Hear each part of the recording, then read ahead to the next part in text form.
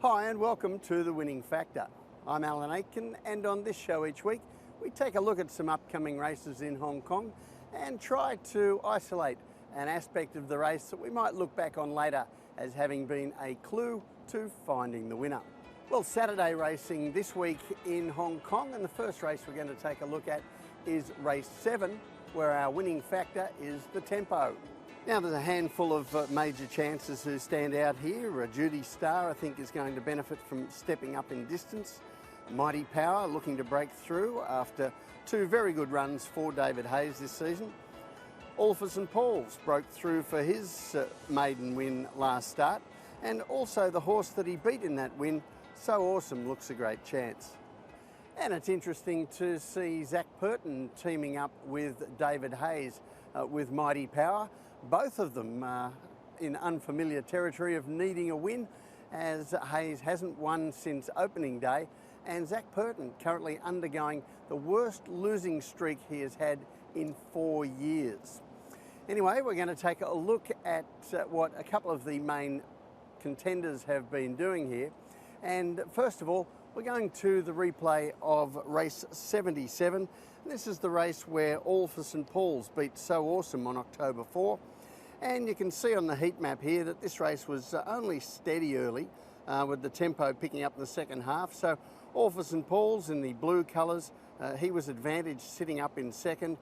So Awesome in the brown and cream stripes further back in the field. And All for St Paul's gets a head start in the sprint to the line, while So Awesome, well, you can see him, he gets slightly held up. I don't think he was that unlucky, but he does close the race off solidly in the latter stages to finish second. Now, the meeting prior to that, October 1, we're going to see Mighty Power also getting run down over the same 1400 metre distance, but in a very different style of race. Now, you see here in the yellow colours, he jumps well from a wider gate, works across early to camp on the lead. But there's a key moment in the race where another runner comes around Mighty Power, joins the leader, and they break away from the field, and they up the tempo, as you can see on the heat map, to quite a strong sectional from the 800 metres to the 400 metres. And during that period, Mighty Power has no option but to chase those breakaway leaders, and the horse that eventually runs him down is Angel of My Eyes in the orange sleeves, sitting 2 lengths behind him. So Zac Purton gets the drop on Mighty Power in the run home. And when we take a look at the map for this Saturday's race, I think we're going to see a slightly different style of event, more like the All for St Paul's race than Mighty Power's last race. This time, Mighty Power drawn lower.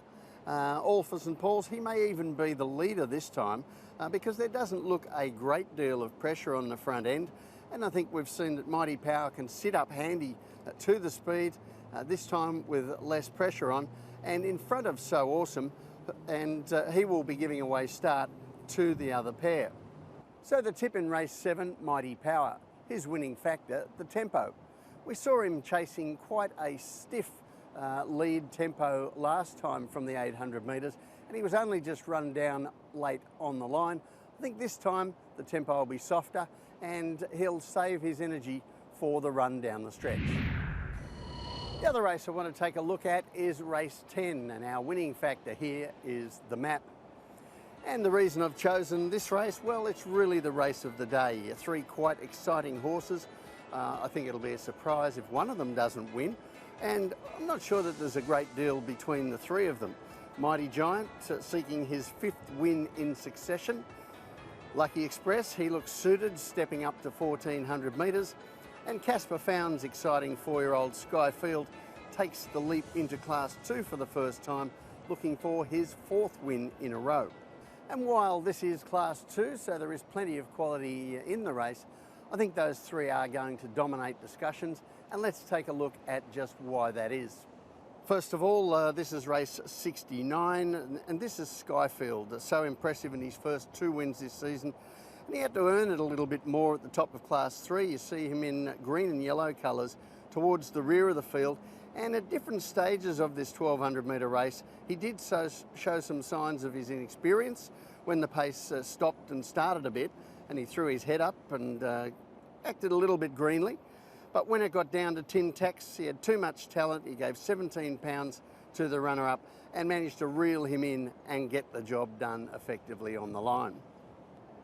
Later that day, in race 74, we saw Mighty Giant make it to 4 straight, and he did it the tough way. He didn't get any picnic on the lead here, as he and Beauty Legacy took each other on, carving out some strong mid-race sections.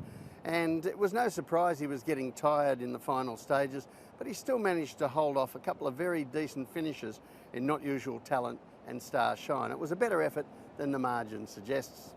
And then 10 days later, well, we're going to look at the one of the three who didn't win when Lucky Express in race 102 finished 5th.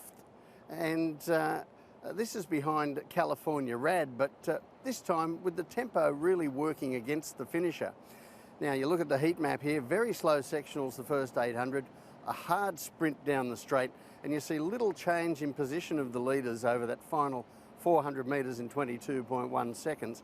That made it very tough to make ground on the front runners, but still Lucky Express was able to take 2 lengths back off them in the final 400 metres.